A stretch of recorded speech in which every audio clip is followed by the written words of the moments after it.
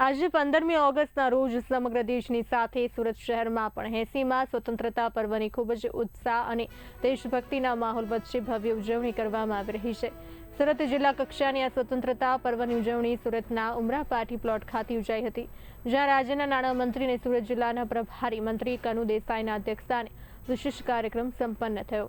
ઉમરા party plot ખાતે યોજાયેલા રાષ્ટ્રીય મહોત્સવમાં નાણામંત્રી કનુ દેસાઈના હસ્તે રાષ્ટ્રધ્વજ ફરકાવવામાં આવ્યો હતો અને તિરંગાને ભવ્ય સલામી આપવામાં આવી।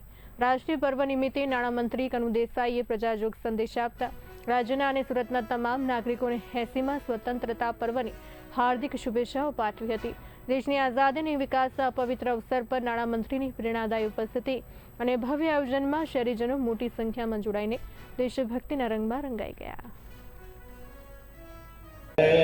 આ પર્વની ઉજવણી સુરત ખાતે થઈ રહી છે ત્યારે આપણે સૌ જાણીએ છીએ કે સુરત સમગ્ર વિશ્વનું સૌથી મોટું વિકાસ પામતું શહેર છે અને એ શહેર એટલા માટે છે કે અહીં દરેક માળખાકીય સુવિધાઓ ઉપલબ્ધ થઈ છે અને સાથે સાથે આપણે જોઈએ તો વિશ્વમાં વપરાતા 10 ડાયમંડમાંથી 9 ડાયમંડ સુરત ખાતે પ્રોસેસ થાય છે, પોલિશિંગ થાય છે અને આપણા ભારતમાં બનતા સિન્થેટિક યાર્નમાં ટોટલ 40% ફાળો સુરતનો છે, ચોક્કસ કહી શકાય।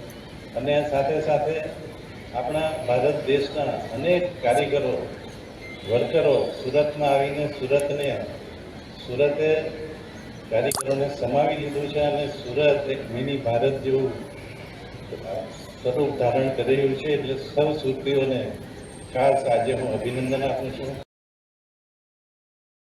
સુરત શહેરમાં આજે 80મા સ્વાતંત્ર્ય દિનની ઉજવણી કરવામાં આવી રહી છે। સુરતમાં આજે જે છે તે જિલ્લા કક્ષાએ સ્વાતંત્ર્ય પર્વની ઉજવણી કરવામાં આવેલી છે।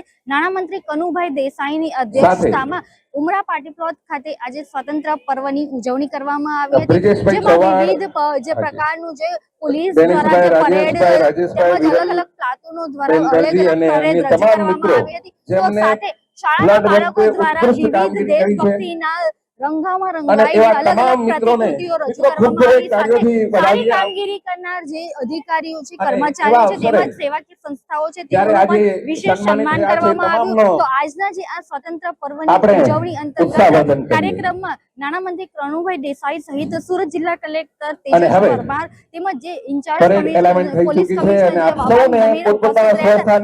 સાથે ફાયર વિભાગના ઓફિસરો તેમજ અન્ય ધારાસભ્યો તેમજ આગેવાનો દાન થશે અને પછી જનગણના તો હું વિનંતી કરું છું પત્રકાર મિત્રો